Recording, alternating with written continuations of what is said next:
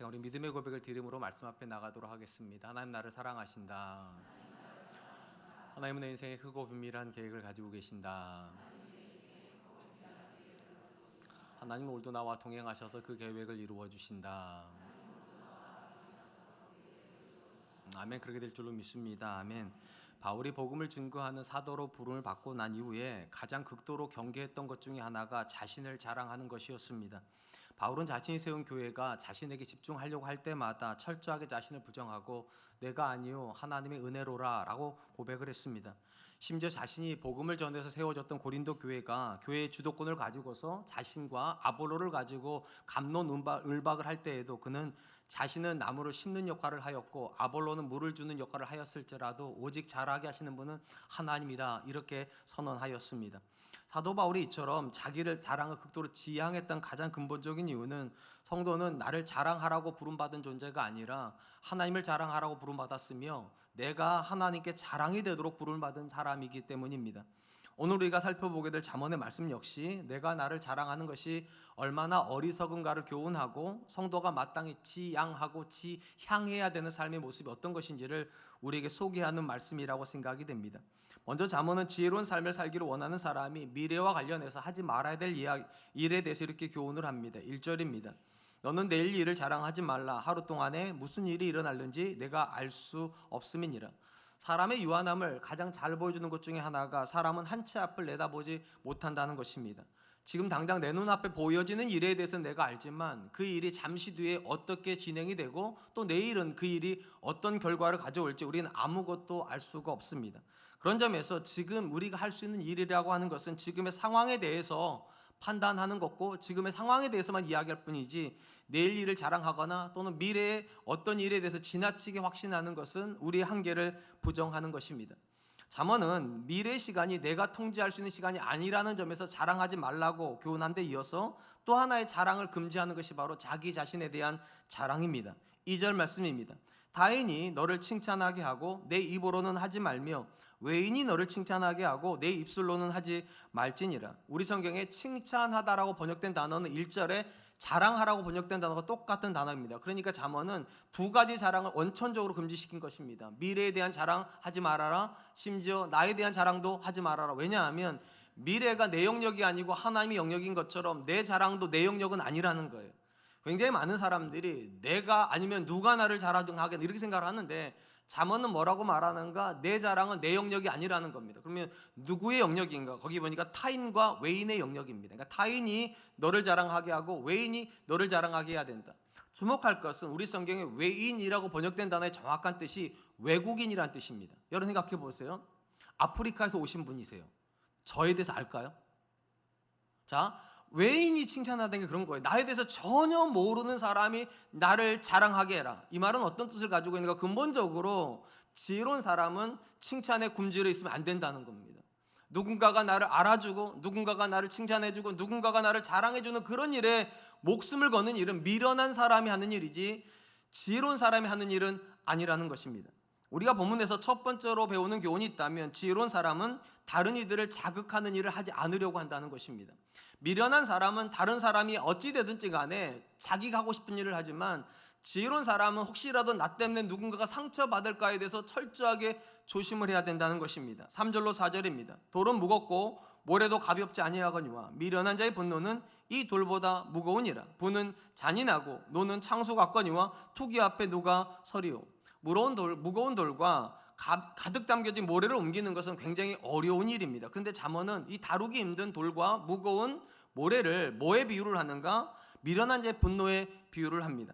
분명한 것은 여러분 미련한 사람만 분노하는 건 아닙니다. 지혜로운 사람도 분노를 합니다. 문제는 이런 거죠. 우리가 얼마나 자주 분노하느냐의 문제지 이 자리에 계신 분들 중에 어떤 사람도 태어나면서 한 번도 분노 안 한 사람은 없죠. 동의하시죠? 예, 모든 사람은 다 분노를 합니다. 근데 분노임에도 불구하고 차이가 있다는 거예요. 지혜로운 사람이 하는 분노와 미련한 사람이 하는 분노는 근본적으로 다릅니다. 왜 다른가? 지혜로운 사람이 하는 분노는 객관적인 근거가 있습니다. 누군가가 어떤 기준을 넘어갔거나 어떤 실수가 명확할 때 지혜로운 사람은 그 객관적인 근거를 가지고 분노를 합니다. 상대적으로 미련한 사람의 분노는요, 이유가 없습니다. 왜냐하면 대부분의 미련한 사람은 자기 기분이 상하면 분노를 하기 때문입니다. 이게 왜 다른가 하면 지혜로운 사람은 객관적인 사실을 근거로 해서 분노를 하기 때문에 상대방은 내가 왜 분노한지를 압니다. 아, 저 사람이 이래서 분노했구나, 우리 아빠가 이래서 화를 내는구나, 우리 남편이 이래서 화를 내는구나. 이유가 분명해요. 그럼 이게 다루기가 쉬운 게 이 이유만 처리해 주면 됩니다. 아, 내가 잘못했어, 이래서 화난 거잖아, 당신, 내가 이거 앞으로 안 할게, 이러면 해결이 돼요. 근데 미련한 자의 분노는요, 객관적인 수치가 존재하지 않고 자기 기분이기 때문에 상대방이 몰라요. 왜 내 남편이 화를 냈는지 몰라요. 왜 우리 아빠가 화가 났는지 몰라요. 그리고 뭐라고 말합니까? 생각해봐 이래요. 자꾸만. 모르는데 어떻게 생각을 해보냐고요. 미련한 사람은 늘 그런 식이에요. 자기가 화가 났다는 것을 상대방이 알기를 원하고 상대방이 내가 왜 화났는지를 생각하기를 원하는데 상대방은 전혀 알 수가 없어서 마치 무거운 돌을 옮기는 것 같고 무거운 모랫짐을 옮기는 것처럼 너무나도 힘들다는 거예요. 미련한 사람이 분노를 하면 주변에 있는 모든 사람들이 이유를 알 수 없는 분노 때문에 힘들어한다. 근데 더 놀라운 건 이 미련한 사람의 분노보다 더 무서운 게 있다는 거예요. 미련한 사람의 투기요, 질투를 말하는 겁니다. 미련한 사람의 질투는 미련한 사람의 분노보다도 훨씬 다루기가 어렵다.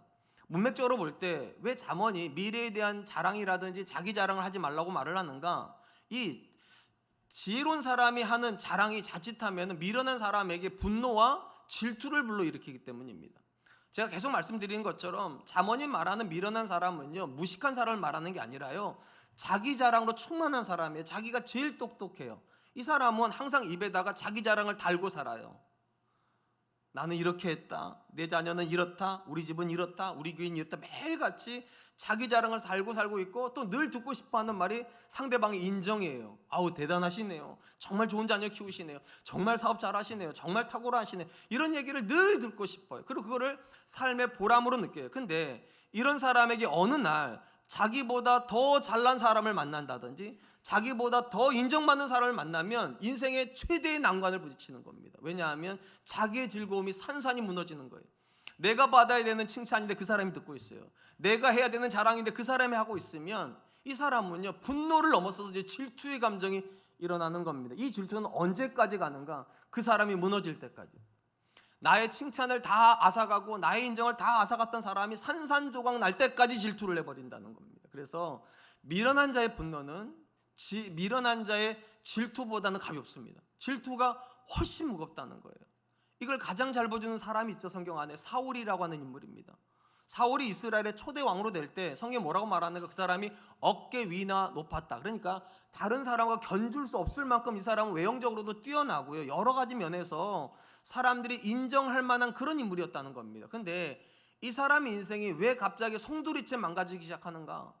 사울보다 더 인정받는 누군가가 나왔기 때문입니다. 다윗이 나왔습니다.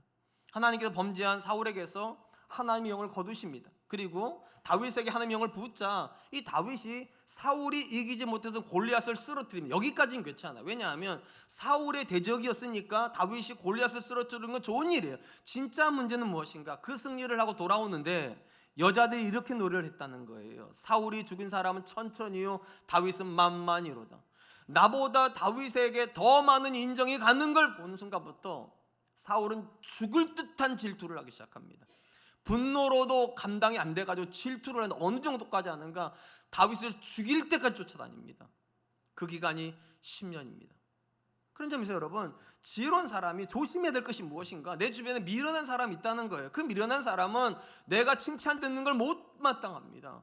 내가 자랑하는 걸 정말로 싫어합니다. 왜냐하면 자기가 하고 싶은 자랑이거든요. 그게요, 자기가 받고 싶은 인정이거든요. 그렇기 때문에 지혜로운 사람은 누군가를 자극하려고 하면 안 된다는 거예요. 왜 그렇습니까? 지혜로운 사람은 다른 사람의 칭찬에 굶주려 있는 사람이 아니라 하나님이 알아주시면 되는 사람이니까. 여호와를 경외한다는 게 그거예요. 내 남편이 나를 좀 알아주지 않아도 괜찮아야죠. 내 자녀가 나를 좀 안 알아줘도 괜찮아야죠. 담임 목사가 여러분의 헌신을 좀 못 알아줘도 괜찮아야죠. 왜냐? 하나님이 알아주시면 되지. 이 마음을 가지고 있으면 쓸데없이 자기 자랑하다가 미움 사지 않는다는 거예요. 쓸데없이 다른 사람의 인정을 너무 많이 받아가지고 다른 사람이 질투하게끔 그런 일 하지 않는다는 것입니다. 사랑하는 성도 여러분, 우리가 사는 사회 어디에든지 미련한 사람은 존재합니다. 여러분이 자녀를 여러 명 키우면 그 중에 한 명은 또 미련한 거예요. 이거 미련하다는 걸 무능하다고 말씀드리는 게 아니에요. 질투가 너무 많다는 거예요. 그렇기 때문에 지혜로운 사람은 내가 하는 어떤 말 때문에 누군가가 날 질투할 수 있다는 걸 인정해야 돼요. 그렇기 때문에 칭찬에 고파하시면 안 돼요. 인정에 굶주려 있으면 안 돼요. 그래서 자문이 말하는 거예요. 자랑하지 말라고. 심지어 누군가가 너를 자랑하는 일은 없는 일인 것처럼 외인에게 자랑을 맡겨놓으라고. 왜 그렇습니까? 지혜로운 사람은 누구의 인정을 원하는 사람이기 때문에요. 하나님의 인정이에요. 사람의 인정이 아니라, 사람이 하는 자랑이 아니라 하나님이 나를 인정해 주시고 하나님이 나를 자랑해 주시면 되지. 그것이 우리의 고백이 되면 우리 삶에서 나 때문에 누군가가 상처받는 일은 가급적이면 일어나지 않을 거라는 것입니다. 전 저와 여러분들이 그럴 수 있었으면 좋겠습니다. 사람이 알아주기를 기대하지 마십시오. 사람이 여러분을 칭찬하기도 기대하지 마십시오. 하나님이 알아주실 것입니다. 그것이 저와 여러분의 고백이 될 수 있기를 축복합니다. 한편 잠언은 지혜로운 자가 자신의 잘못 앞에서 더 귀 기울여야 되는 말에 대해서 이렇게 교훈을 합니다. 5절입니다. 면책은 숨은 사랑보다 나으니라. 우리 성경에 면책이라고 번역된 단어는 책임을 면하게 해준다는 뜻이 아닙니다. 얼굴 앞에서 솔직하게 책망한다는 뜻을 가지고 있습니다. 이 면책의 반대말로 나온 것이 숨은 사랑인데 문맥적으로는 질책을 숨기고 하는 사랑이라는 뜻을 가지고 있습니다. 그러니까 내가 어떤 상황에서 잘못을 했는데 내 앞에서 나를 사랑하는 사람이 할 수 있는 행동이 두 가지라는 거예요. 첫 번째는 솔직하게 책망하는 사람, 날 사랑하는 사람이고, 또 하나의 사람이 있다는 거예요. 책망을 숨기고 내 편에 서 있는 사람이라는 것입니다. 둘 다 근본적으로 내게 사랑입니다. 근데 여러분, 어떤 사랑이 더 귀한 사랑이냐는 거예요. 나의 잘못에 대해서 눈 감아주는 사랑이 더 귀한 사랑입니까? 아니면 나의 잘못에 대해서 솔직하게 책망하는 사랑이 더 큰 사랑이냐는 거예요. 근본적인 관점에서 면책, 내 앞에서 솔직하게 책망하는 것이 더 큰 사랑이라는 거. 왜냐? 이 사랑이 더 용감한 사랑이기 때문입니다. 한번 생각해 보세요. 내가 누군가를 귀하게 여겨요. 근데 그 사람이 잘못을 했어요. 근데 마음속에 이런 생각이 들죠. 내가 이 사람한테 잘못했다고 책망을 했다가 이 사람이 나를 오해하면 관계가 틀어지잖아요. 그러니까 면책을 하려면 용기가 있어야 돼요. 두려움에 직면해야 돼요. 내가 이 사람과 관계가 조금 틀어지더라도 이 사람이 더 건강한 사람이 되기를 원한다면, 이 사람이 더 다른 사람에게 존경받는 사람이 되기를 원한다면 내가 이 말 해줘야지. 용기 있는 사랑인 거죠. 그렇기 때문에 잠언이 말하는 거예요. 용기 없이 그냥 나하고 좋은 관계만 유지하고 싶어가지고 숨은 사랑, 질책은 다 숨기고 하는 사랑보다 너 앞에서 솔직하게 잘못에 대해서 말해주는 용기 있는 사랑, 그 사랑의 소리에 귀를 기울이라는 것입니다. 그렇게 해야지만 뭐 한다는 겁니까? 내가 성장을 하게 된다는 것입니다. 잠언이 나를 향해 질책하는 소리에 반응해야 되는 이유에 대해서 이렇게 이야기를 합니다. 6절입니다. 친구의 아픈 책망은 충직으로 말미암는 것이나 원수의 잦은 입맞춤은 거짓에서 난 것이니라. 잠언은 내가 잘못을 했을 때 오직 친구만 해줄 수 있는 일이 있다는 거예요. 오직 친구만이. 뭐 해준다? 친구만이 질책을 해줄 수 있다는 거예요. 그도 그럴 것이에요. 생각해 보세요. 나에 대해서 잘 알지도 못해요. 나에 대해서 관심도 없어요. 나를 귀하게도 여기지 않아요. 이 사람이 나한테 질책하겠어요? 안 하죠, 당연히. 어떤 사람만 할 수 있냐는 거예요. 나하고 오랜 시간 같이 있으면서 나를 믿어준 사람만, 나를 사랑해준 사람만, 그 사람만이 할 수 있는 영역이 있다는 거예요. 나에 대한 책망이요. 여러분의 아내만이 남편에게 해줄 수 있는 책망이 있어요. 여러분의 남편만이 아내에게 해줄 수 있는 책망이 있어요. 부모만이 해줄 수 있는 책망이 있어요. 근데 참 미련한 사람이 어떤 사람인가? 아내가 하는 쓴소리를 못 듣는 사람이에요. 다른 사람이 하는 얘기는 그렇게 잘 들으면서 아내가 하는 소리를 못 듣는 남편들이 있어요. 남편이 하는 소리를 못 듣는 아내가 있어요. 잠언이 그런 사람, 미련한 사람 말하는 거예요. 그 사람만이 할 수 있는 소리를 왜 안 듣냐는 거예요. 타인은 그 소리 못 해준다는 거. 왜냐? 용기가 없으니까. 나를 사랑하지 않으니까. 친구니까 그 소리 해준다는 거예요. 사랑하니까, 믿어주니까, 귀하게 여기니까. 근데 어리석은 사람은 어떻게 한다는 겁니까? 마치 원수들이 하는 행동을 한다는 거예요. 원수들이 하는 행동을 좋아한다는 거예요. 원수들은 어떻게 하는가? 마음에 미워하는 감정 숨겨놓고 잦은 입맞춤을 한다는 거예요. 그러니까 내가 잘못되어 있는데 아무 말을 안 한다는 건 마치 원수나 하는 행동을 하는 거라는 거예요. 내가 잘못돼도 상관없는 사람은 원수밖에 없어요. 여러분이 남편이 잘못되고 있는데 아무 말 안 하는 건 원수나 하는 행동이라는 거예요. 여러분의 배우자가 잘못되고 있는데 아무 행동도 안 하는 건 원수나 하는 행동인 거고, 내 자녀가 잘못 가고 있는데 침묵하고 있는 건 원수나 하는 행동이라고. 진짜 그 자녀를 사랑하고 진짜 그 배우자를 사랑한다면 어떻게 해야 되나? 쓴소리를 해야 되고, 내가 정말로 그 사람을 내 배우자로 생각한다면, 정말로 내가 그 사람을 귀하게 생각한다면 그 쓴소리를 들을 수 있어야 한다. 우리가 본문에서 배우게 된 두 번째 교훈은 성장을 바라는 사람은 쓴소리에서도 교훈을 얻는다는 것입니다. 7절 말씀입니다. 배부른 자는 꿀이라도 싫어하고 줄인 자에게는 쓴 것이라도 다니라. 문맥적으로 배부른 자라는 뜻은요, 이미 자기에게 만족한 사람을 나타내고요, 그 반대로 줄이다는 것은요, 자기에게 만족하지 못한 사람입니다. 여러분 생각해 보세요. 이미 자기에게 충만하게 만족한 분이 계세요. 미련한 사람들입니다. 자기가 가장 뛰어나다고 생각한 사람이, 이 사람은요, 주변에서 자기를 칭찬하면 좋아는 해요. 근데 그것에 큰 의미를 두지는 않아요. 왜냐하면 내가 이미 똑똑하니까, 내가 이미 괜찮으니까 그렇게 칭찬한다고 생각해요. 그러니까 배부른 사람은 꿀도 좋지 않아요. 근데 상대적으로 본문에 나오는 줄인 사람은요, 자기에 대해 만족하지 않은 지혜로운 사람이에요. 자기가 아직 부족하다고 느껴요. 그러면 이 사람은요, 좋은 소리도 잘 듣지만 쓴소리도 달게 듣는다는 거예요. 내가 못 보는 영역에 대해서 말해주는구나, 저 사람이. 나 잘 되라고, 내가 더 잘못하지 않도록 나를 위해서 저 소리를 해주는구나. 그러니까 자기 만족이 없는 사람일수록, 자기 만족이 낮은 사람일수록 쓴소리도 잘 듣게 된다. 만약에 누군가가 해주는 정말 친한 친구가 정말 귀한 사람이 해주는 쓴소리를 못 들으면 어떻게 되는가? 이어진 교훈에 보니까 그 사람은 이렇게 되어 있어요. 고향을 떠나 유리하는 사람이 되고 보구름자리를 맴도는 새와 같다. 무슨 말인가?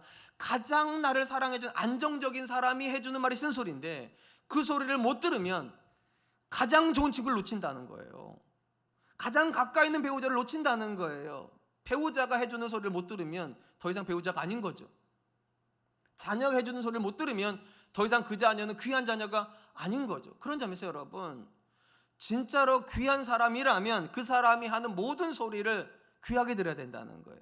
그리고 내가 완벽한 사람이 아니라고 인정을 하신다면 그게 지혜로운 사람일 거고, 그 사람은 쓴소리조차도 기쁘게 듣게 될 것이다. 마태복음에 보면 예수님께서 성도가 누리는 8가지 복, 흔히 우리가 팔복이라고 부르는 복을 말씀하신 장면이 나오죠. 거기에 첫 번째 복이 굉장히 의미가 있어요. 이렇게 기록이 되어 있습니다. 마태복음 5장 3절입니다. 심령이 가난한 자는 복이 있나니 천국이 그들의 것이며.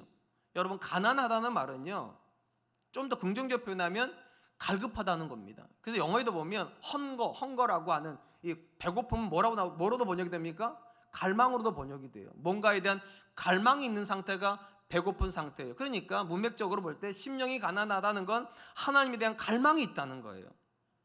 신앙적으로 우리가 하나님에 대한 갈망이 있다는 것이 무엇일까요? 그분에 대한 복에 대한 갈망을 말하는 게 아닙니다. 내가 하나님이 기뻐하시는 사람이 되기를 원하는 거예요. 내가 하나님이 원하는 그런 사람이 되는 걸 원하는 거예요. 그 사람이 뭐 하게 되는가? 천국을 차지하게 된다.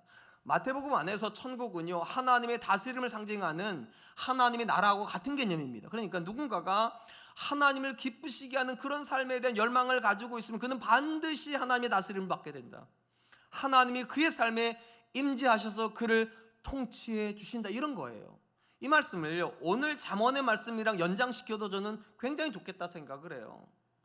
잠언이 말하는 지혜로운 사람은 어떤 사람인가? 줄인 사람입니다. 배고픈 사람이에요. 뭐에 대한 배고픔이냐는 거예요. 어떻게 하면 하나님을 더 기쁘시게 할 수 있을까? 어떻게 하면 내가 하나님이 기뻐하시는 사람이 될 수 있을까? 이 갈망을 가지고 있는 사람은 어떤 상황에서도 또 어떤 소리를 들어도 성장한다는 거예요. 칭찬을 들어도 성장할 것이고, 책망의 소리를 들어도 그는 하나님이 기뻐하시는 사람이 되기 위해서 그 책망의 소리를 기쁘게 듣고 잘못된 걸 고치게 될 거라는 것입니다. 교회 안에서 이제 목회를 하다 보니까 똑같은 성도들인 것 같은데도요, 또 똑같은 말씀을 듣는데도 어떤 성도는 굉장히 신앙이 빠르게 성장을 합니다. 성숙된다는 거예요. 어떤 사람이 그렇게 빠르게 신앙이 성숙이 될까? 여러분 생각 어떤 사람일 것 같습니까? 예배를 더 많이 드리고 봉사를 더 많이 하고 성경을 더 많이 나오고, 확률적으로는 맞아요. 더 높아요, 이 사람들이. 근데 제가 볼 때 신앙적으로 성장의 속도가 빠른 사람은요, 갈망이 있는 사람입니다. 내가 하나님을 기쁘시게 하는 사람이 되고 싶다. 하나님의 말씀 앞에서 내가 들어보니까 내 아내가 나로 인해서 하나님께 더 감사할 수 있었으면 좋겠다면 내가 하나님이 기뻐하는 남편 돼야 되겠다. 내가 하나님이 기뻐하는 아빠 돼야 되겠다. 내가 하나님 기뻐하는 자녀 돼야 되겠다. 이 갈망을 가지고 있는 사람의 신앙은 반드시 성장합니다. 왜냐? 그는 열망이 있기 때문에 심지어 칭찬의 소리뿐만 아니라 쓴소리를 통해서도 오늘 목사님이 나한테 하신 소리다 저거는. 내가 저거에 대해서 지금까지 순종 안 했는데 하나님이 이제야말로 나한테 순종하라고 말씀하시는구나 하고 들을 거니까. 어떤 사람이 미련한 사람입니까? 갈망이 없는 사람이요. 뭐 살 만큼 살았는데 뭐 이제 결혼 생활 40년 됐는데 이제 뭘 하겠어? 절대 성장 안 합니다. 자녀가 뭐 클 때 다 컸는데 내가 뭐 한다고 달라, 절대 성장 안 합니다. 어떤 사람이 성장하는가? 지금이라도 내가 내 자녀 앞에서 좋은 모범을 보여야 되겠다. 지금이라도 내가 내 배우자 할 때 좋은 배우자 돼야 되겠다. 왜냐? 하나님이 그걸 기뻐하신다면, 하나님이 그걸 원하신다면 내가 그렇게 해야 되겠다. 이 사람은 어떤 상황에서도요 성장합니다. 그런 점에서 여러분, 지금 내 주변에 있는 사람들이 나한테 어떤 말을 하느냐는 하나도 중요하지 않아요. 진짜 중요한 건 내가 배부른가 배고픈가가 중요하죠. 내가 이미 배부른 미련한 사람은요 아무리 칭찬의 소리를 들어도 만족 못합니다. 그리고 이 사람은 절대로 못 듣는 소리가 있어요. 책망의 소리는 죽었다 깨어나도 못 듣습니다. 내가 지혜로운 사람이면 주변 사람들이 나한테 칭찬을 하면 어떻게 듣습니까? 나 더 잘하라고 저러는구나 목사님이. 자녀들이 말을 해도 나보고 더 잘하라고 저렇게 말을 해주는구나, 고맙다, 아빠가 더 잘할게, 엄마가 더 잘할게, 이럴 거란 말이죠. 심지어 책망의 소리를 합니까? 자녀가 아빠 그건 아닌 것 같아. 그럼 자녀가 이러죠. 아빠가 미안하다, 아빠가 몰라서 그래, 아빠가 아빠 생활을 2번 하는 게 아니잖아, 아빠도 이번 생이 처음이잖아, 앞으로 잘할게. 그러니까 칭찬을 들어도 성장을 하고 심지어 책망의 소리를 들어도 자기를 돌아볼 수 있는 기회를 가지는 거니까 무조건 성장을 해요. 그런 점에서 여러분 한 번만 생각해 보세요. 여러분의 자녀가 여러분을 말을 안 들으니까 속상하십니까? 그럼 뭘 말아주는 걸까요? 내가 이미 배부른 거예요. 나 정도 되면 자녀한테 칭찬 들어야 되는데, 나 정도 되면 배우자한테 인정받아야 되는데 배부른 거예요. 배부르지 마세요. 심령이 가난하세요. 배고파하세요. 나는 아직 부족한 사람이고 나는 더 하나님을 기쁘시게 하는 삶을 살고 싶다. 나는 더 내 가족에게 더 많은 자랑이 되고 싶고 내 주변 사람들에게 선한 영향을 끼치는 그리스도의 사람이 되고 싶다. 이 열망을 가지시면 그 사람은 굶주려 있습니다. 그 사람은 어떤 걸 먹을 수도 있어요. 어떤 것도. 꿀도 먹을 수 있고 순소리도 들을 수 있고. 사랑하는 성도 여러분, 하나님께 성도에게 주신 구원은요 과거, 현재, 미래가 다 포함되어 있습니다. 굉장히 많은 사람들이 구원을 과거형으로만 생각해. 나 구원 받았다. 근데 성경을 잘 읽어보시면 성경 안에 구원은 과거, 현재, 미래가 하나의 개념입니다. 구원 자체가 이 3가지를 한꺼번에 포함하고 있기 때문이에요. 성경 안에서 구원의 과거형은 하나님이 나를 의롭게 여기셨다예요. 이건 단회적인 고백이에요. 내가 예수를 믿는 순간 하나님이 내 죄를 동해에서 서가 먼 것처럼 그 멀리 옮겨 놓으셨어요. 우리는 구원을 받은 거죠. 근데 놀라운 건 구원의 현장이 있어요. 이렇게 하나님의 의로우심 받은 사람들이 그리스도를 닮아간다. 현장이에요. 이 닮아가는 사람에게 미래형이 있어요. 그리스도를 닮아가는 순간 어느 날 우리가 하나님 앞에 설 때 그때 놀랍게도 하나님이 우리를 그리스도와 같이 완전하게 하신다. 과거, 현재, 미래가 있어요. 이걸 신학적으로 뭐라고 말하는가? 과거, 내가 구원을 받았다. 칭의라고 부릅니다. 칭의, 의롭게 되었다. 내가 지금 그리스도를 닮아간다. 성화, 그리스도를 닮아간다는 거. 내가 그리스도와 같이 된다. 영화, 하나님께서 나를 그리스도와 같이 바꾸어 주신다. 그런 점에서 여러분, 이 구원의 3개의 고백이 하나의 고백이라는 건 우리에게 뭘 말해줍니까? 성도에게 만족은 없다는 거예요. 어제보다는 오늘보다는 내일이 더 그리스도를 기쁘시게 해야 되고 더 그리스도를 닮아가야 되는 존재이기 때문입니다. 제가 어저께 수지 쪽에 있는 한 교회에서 임직식이 있어서 제가 또 기도 순서를 맡아서 갔다가 그래서 목회 24년 하신 담임 목사님과 잠깐 대화를 좀 나눴습니다. 그 목사님께서 그런 얘기를 하세요. 목회를 하면서 보니 깨달은 것이 있다고, 성도들에게 구원에 대한 설명을 하는데 자꾸만 안 바뀌길래 왜 안 바뀌는가 봤더니만 가장 중요한 고백을 자꾸만 피상적으로 생각하더라는 거예요. 그 고백이 무엇인가? 예수님이 나의 주님이시다. 이걸 줄여서 예나주라고 부르시더라고. 예나주, 예수님이 나의 주인이시다. 이 고백이 없으니까 삶이 안 바뀌더라는 거예요. 그래서 본인부터 예수님이 나의 주인이시다, 이 고백을 가지고 살고 성도들을 가르쳤다는 거예요. 그때 놀랍게도 성도들이 변하더래요. 그래서 목사님 뭐라고 말씀하시는가? 목사님, 예수님께서 나의 주인이라는 이 고백을 가지고 살면 뭐가 달라지는 줄 아세요? 그렇게 물어보세요. 여러분 생각에 뭐가 달라질 것 같으세요? 근데 제 생각이랑 딱 맞았어요. 제가 그 생각을 했는데 딱 대답을 하시더라고요. 부부싸움을 안 하게 돼요. 그러시더라고요. 본인이 지금 15년째 부부싸움을 안 하시고 계시대요. 목회를 24년을 하셨는데 15년을 안 하셨다는 얘기는 9년 동안 싸우셨다는 거잖아요. 거기서 또 제가 위로를 받았어요. 아, 처음부터 안 싸운 건 아니시구나. 이분은 지금 예수님이 현재적 고백으로 만나지고 있는 거잖아요. 내가 예수님을 닮아가고 있다. 그러면서 또 이런 얘기를 했어요. 목사님, 그런데 내가 예수님을 나의 주인으로 삼다고 해서 화나는 일이 안 생기는 건 아니라는 거예요. 화난대요. 그러면 이렇게 하신대요. 아내분한테, 사모님한테, 여보 나도 화가 나는데 내가 내 주인이신 예수님께 물어볼 테니까 당신도 주인한테 가서 물어보라고. 그래서 서로 주인한테 물어보고 오면 화해가 된대요. 제가 그 말을 듣고 와서 깊은 깨달음을 얻었어요. 정말 예수님이 내 인생의 주인이시라면 그것은 현재적 고백이어야 된다. 내가 지금 내 삶에서 그리스도를 닮아가고 있어야 되고, 그리스도를 닮아가려고 하는 열정을 가지고 있는 사람은 반드시 배고파야 돼요. 나는 아직 완벽하지 않으니까 주님을 더 기쁘시게 하고 싶다, 이 마음이 있으시다면 오늘 주님께 물으셔야 돼요. 그리고 여러분들 향하여서 칭찬하는 소리를 들으시면 격려로 들으세요. 아, 내가 잘하고 있다는 뜻이구나. 또 누군가가 여러분 책망을 하시면 아, 내가 부족한 부분이 있어서 깨닫게 해주시는 거. 화내려고 하지 마시고 내 부족한 부분을 채워주려고 저런 소리를 듣게 하시는구나. 갈망 있는 사람은 어떤 소리도 잘 듣습니다. 배부른 사람은 칭찬의 소리도 못 들으면서 책망의 소리는 아예 못 듣습니다. 한번 여쭤볼게요. 여러분들은 배부르십니까? 배고프십니까? 배고파하세요. 그리고 그 목사님 저한테 가르쳐 주신 고백, 예나주, 예수님은 나의 인생의 주인이시다. 그 고백을 가지고 오늘도 성장해 갈 수 있는 저와 여러분 되실 수 있기를 축복합니다. 마지막으로 잠언은 듣기 좋은 말이 아니라 내 귀에 쓴소리를 하는 진심 어린 친구를 가까이 하라고 거듭해서 교훈을 합니다. 9절 말씀입니다. 기름과 향이 사람의 마음을 즐겁게 하나니 친구의 충성된 공고가 이와 같이 아름다우니라. 이스라엘은 귀한 손님이 오면 그냥 손님을 영접하는 것이 아니라 집안을 청소를 한 다음에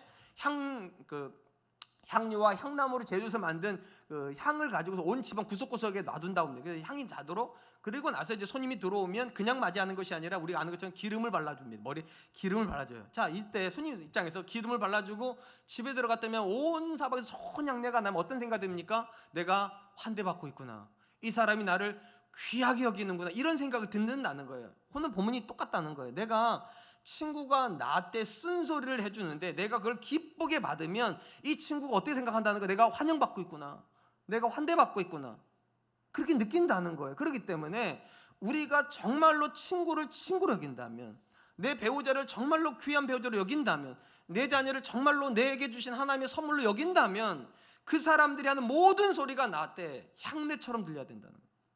그리고 내가 그걸 잘 받아줘야 상대방이 내 삶에서 향을 느낀다는 거예요. 하나님께서 나한테 진짜 좋은 배우자 주셨구나, 하나님 나한테 진짜 좋은 아빠 주셨구나, 하나님 나한테 진짜 좋은 배우자 주신 게 맞구나. 좋은 말 할 때도 물론 그럴 수 있어요. 좋은 말 할 때도. 근데 진짜는 귀에 쓴소리를 할 때 그걸 잘 받아주는 게 향내와 같다고. 나도 좋고 그도 좋고. 그래서 자문이 말하는 거예요. 어려운 시절에, 힘든 시절에 너한테 해주는 말 가볍게 듣지 말고 향처럼 받으라고. 네 인생을 향내나게 만들어줄 거고, 네가 잘 받아두면 그 사람에게도 네 인생이 향이 될 거라고. 그래서 한 발짝 더 나가서 뭐라고 말을 하는가? 심지어 잠언은 자신을 향해서 진심 어린 친구를 해주는 가까운 친구뿐만 아니라 아버지 친구도 가까이 하라고. 여러분, 예전에는요 아버지 친구가 멘토가 된 적도 많았어요. 그러니까 아버지 친구가 쓴소리를 해주는 거예요. 아버지가 해주지 못하는 소리를 아버지 친구 대신 해주는 거예요. 가끔 그렇잖아요. 여러분, 내가 내 자식한테 공부하라고 말 못할 때가 있잖아요. 그죠? 근데 내 친구가 와가지고, 야, 네 아빠가 얼마나 열심히 사는데 너 그렇게 살지 마라, 네 아빠한테는 네가 전부인데 네가 열심히 살면 네 아빠가 얼마나 기쁘겠냐. 아버지 친구가 그 소리를 해준단 말이에요. 이 본문이 그런 거예요. 그러니까 너한테 쓴소리를 하는 가까운 친구뿐만 아니라 네가 조금은 어려울지 몰라도 너한테 쓴소리 진 아버지 친구조차도 가까이 해라. 왜냐? 어려운 날이 되면 너한테 쓴소리를 해줬던 그 좋은 사람이 멀리 있는 형제보다 너한테 더 좋은 이웃이 된다. 너를 사랑해서 그렇게 말해준 사람일 테니까. 우리가 본문에서 세 번째로 배우는 교훈이 있다면, 아픈 친구를 잘 들으면 좋은 친구만 얻는 것이 아니라 내 부모에게 기쁨을 준다는 겁니다. 좋은 친구도 얻고 내 부모에게 기쁨이 된다. 본문 말씀 11절입니다. 내 아들아, 지혜를 얻고 내 마음을 기쁘게 하라. 그리하면 나를 비방하는 자에게 내가 대답할 수 있으리라. 문맥적으로 볼 때 자녀가 지혜로운 말을 듣는다는 거는요, 쓴소리도 들을 수 있는 성숙한 사람이 된다는 거예요. 만약에 자녀가 쓴소리조차도 들을 수 있을 만큼 좋은 인격을 가지고 있다면 이 부모는 자신감이 있을 거라는 거예요. 누군가가 나를 비난할 때 그 비난 앞에 당당할 수 있는 자신감. 왜냐? 내가 잘못 살지 않았다는 걸 증명하는 존재가 있기 때문에. 내 자녀요. 내 자녀가 잘 살아주고 있으면 이 부모가 자신감이 있다는 거예요. 아니 여러분, 아무리 자신감 있어도요, 종종 자기를 비난하는 사람 만나잖아요. 내 인격이 형편없다고 말하는 사람 만날 때가 있어요. 그때 자녀가 나한테 든든한 버팀목이 돼준다는 거예요. 아무리 네가 욕해봐라, 내 자녀가 저렇게 잘 자랐는데 나는 나쁜 사람일 수 없다. 나는 잘못 살지 않았다. 여러분, 이런 경험 있는지 모르겠습니다만 제가 목회 초창기 때 참 많은 비난의 목소리를 들었어요. 참 저한테 쓴소리 해준 분들이 많았어요. 그때 참 마음이 힘들었어요. 근데 그때 저한테 어떤 생각이 들었는 줄 아세요? 이런 생각이 들었어요. 당신들이 하는 말이 아무리 맞아도 그래도 하나님께서 나한테, 정말 오해하지 말고 들으세요, 내 아내같이 착한 아내를 주셨는데 내가 어떻게 나쁜 사람일 수 있나? 내 자식같이 착한 애들을 나한테 주셨는데 내가 어떻게 나쁜 사람일 수 있나? 심지어 하나님께서 그분의 교회를 나한테 맡기셨는데 내가 어떻게 나쁜 사람일 수 있나? 참 신기하더라고요. 그게 위로가 돼요. 내 아내가 착한 사람이라는 게 나한테 위로가 되고요, 내 자녀들이 착한 애들이라는 게 나한테 위로가 돼요. 왜냐하면 그들이 막 공격할 때 나를 방패막이 만들어줘요. 당신들이 아무리 날 나쁘다고 말해보라고, 내 아내가 나 착하다고 말하는데, 착한 아내가 나 착하다고 말하는데 내가 착한 거지요? 우리 아들들이 날 존경한다는데 당신들이 나한테 아무리 비난해보라고, 내가 정말 착하다고 느끼는 내 자녀들이 나를 지지해주는데 나를 모르는 당신들이 나한테 그렇게 함부로 말할 수 있냐? 그래서 이 잠언의 말씀이 저한테 와닿는 거예요. 여러분의 자녀가 여러분에게 위로가 돼요. 잘 자란 자녀는 부모에게 위로가 돼요. 충고조차도 기쁘게 들을 수 있는 자녀는요, 부모에게 자신감을 줘요. 내 자녀가 저렇게 잘 자라는데 내 인생이 나쁠 수 있나? 내 자녀가 저렇게 나한테 위로가 되는데 하나님이 나를 모른다고 하실 수 있나? 절대로 그럴 수 없다. 그런 점에서 여러분, 자녀의 신앙과 인격은요, 부모의 신앙과 인격과 맞물려 있어요. 그러니까 자녀가 잘 자라고 있으면 부모는 확신이 있어요. 아, 내가 그래도 제법 잘 살았나 보다. 내 자녀가 저렇게 큰 걸 보니까. 그것이 오늘 잠언의 이야기예요. 그러니까 내가 쓴소리를 잘 듣는 성숙한 사람이 되면 좋은 친구만 얻는 게 아니에요. 내가 누군가에게 위로가 돼요. 내 부모에게요, 내가 내 자녀에게요, 위로가 돼요. 예수님이 하신 말씀 중에 이 부분과 맥을 같이 하는 말씀이 있어요. 그들의 열매로 그들을 알지니라. 그들의 열매로 그들을 알지니라. 예수님은 가시나무에서 포도 거둘 수 없고 엉겅퀴에서 무화과를 딸 수 없는 것처럼 좋은 나무는 좋은 열매를 맺고 못된 나무는 못된 열매를 맺는다. 의심이 여지없이 부모와 자녀 관계 속에서 부모는 나무입니다. 자녀가 존재할 수 있는 근거가 되는 거예요. 또한 자녀는 부모가 어떤 나무인지를 보여주는 열매가 됩니다. 그러니까 내가 어떤 존재인지 아무리 설명해봐야 소용없다는 거예요. 자녀를 보면 안다는 거예요. 자녀가 부모의 열매이니까. 우리 중에는요, 자녀가 정말 칭찬 듣는 그런 자녀 키운 분들이 계세요. 이렇게 생각하시면 돼요. 그 자녀가 훌륭한 게 아니라 여러분이 훌륭하신 거예요. 그 나무의 그 열매일 거니까. 또 우리 중에는요, 아프지만 자녀가 참 어려운 일을 겪는 자녀들이 있어요. 그럼 여러분, 자녀를 비난하기 이전에 이렇게 생각하세요. 내가 좋은 나무가 아닌가 보다. 내가 좋은 나무가 못됐나 보다. 그래서 내 자녀에게 저런 고통이 있는구나. 우리는 이런 지식을 통해서 깨닫는 것이 하나가 있습니다. 부모와 자녀의 삶은요, 원인과 결과라는 거예요. 부모가 원인입니다. 내 자녀가 정말로 잘 살고 있어도 그 모든 원인은 나한테 있고요, 내 자녀가 정말로 잘못 살아도 그 모든 원인은 나한테 있습니다. 이건 정죄하려고 하는 게 아니에요. 어떻게 고치는가에 대한 얘기를 하려고 하는 거예요. 우리가 자녀 교육을 잘한다는 게 어떤 의미냐는 거예요. 좋은 말 해주는 겁니까? 아니죠. 자녀 교육을 잘한다는 말이 가장 중요한 건 좋은 나무 되세요. 좋은 나무가 되면 좋은 열매는 그냥 맺어지는 거예요. 열매가 맺어졌는데 그 열매한테 아무리 뭐라고 그래 보세요. 열매가 바뀌냐고? 안 바뀝니다. 호박에다가 아무리 줄무늬 긋는다고 수박 안 되죠. 진짜 좋은 자녀 교육은 좋은 나무 되는 거. 그게 성경 이야기예요. 부모가 원인인 거죠. 내가 사과나무면 사과가 맺어질 거예요. 내가 배면 배가 맺어지고요. 내가 수박이면 수박이 맺어지는 거예요. 부모가 원인이에요. 또한 기억하세요. 자녀는 결과예요. 우리 자녀들 중에 이런 말 하는 친구들 있잖아요. 내 인생은 내 거잖아. 예, 맞아요. 자녀가 부모의 소유가 아니기 때문에 자기 인생이 자기 거로 말하는 게 틀리지는 않았어요. 근데 만약에 부모의 인생하고 자녀의 인생이 떨어져 있다면 말이 돼, 이게요. 근데 부모 인생과 자녀 인생은 붙어 있어요. 무슨 말인가? 자녀는 자기 인생으로 세상 앞에 내 부모가 누구인지를 말해줍니다. 그 자녀를 보면 그 부모가 보여요. 가끔씩 상견례 가서 깜짝깜짝 놀란다는 분이 계세요. 사위를 보고서 참 괜찮다 싶었는데 가보니까 그 집 아버지가 똑같더라. 며느리를 보고서 참 잘 컸다 싶었는데 가보니까 그 집 어머니가 똑같더라. 그러니까 자녀는 자기 인생을 자기만 사는 게 아닌 거죠. 자기 인생을 통해서 내 부모가 어떤 사람인지를 이미 세상 앞에 보여주고 있기 때문에 내 인생은 나의 것, 이렇게 말하면 안 된다는 거죠. 자녀 인생은 부모 인생의 연장에 있습니다. 그래서 자녀가 잘 살면 자기만 좋은 게 아니에요. 그 부모가 기쁘죠. 왜냐하면 그 부모를 자녀가 보여주고 있으니까. 분명한 건 우리는 자랑하지는 말아야 됩니다. 그러나 자랑은 돼야 됩니다. 내 부모에게 내가 자랑이 될 수 있었으면, 내 자녀에게 내가 자랑이 될 수 있다면 그것은 서로에게 너무 좋은 거 아니겠습니까? 그러므로 여러분, 열망을 가지세요. 하나님, 내가 내 자녀에게 좋은 나무 되게 해주십시오. 하나님, 내가 내 부모를 모든 사람이 칭찬할 수 있을 만큼 좋은 열매가 될 수 있도록 좀 도와주십시오. 사랑하는 성도 여러분, 어릴 적에 동네라는 것이 있었던 시절이 있었잖아요. 지금 동네라는 개념이 없어져가지고 이게 너무 과거인 것 같은데, 동네라는 게 있었죠. 마을이라는 게 있었고, 마을에 이제 텐마루 같은데 이렇게 어른들이 앉아 계시다가 저쪽 애들이 놀다가 똘망진 애가 부르잖아요. 그러니까 얘야, 너 좀 이리 와봐라. 그다음 뭐라고 그럽니까? 네 애비가 누구냐? 이렇게 물어보죠. 똑똑한 애, 착한 애, 야무진 애를 보면 꼭 물어보셨어요. 저도 그랬어요. 야, 너 네 아비가 누구냐? 그러면 우리 항상 정자, 영자, 동자 뭐 이러고 다 배우셨잖아요. 왜 그런 얘기를 하셨을까? 참 우리 선조들이 똑똑하셨던 거예요. 그 아이의 인생에 누가 있다고 묻는 겁니까? 부모가 있다는 거예요. 그 나무의 그 자식이에요. 그 부모의 그 자식이에요. 성경도 똑같아요. 갑자기 떨어진 자녀가 없다는 거예요.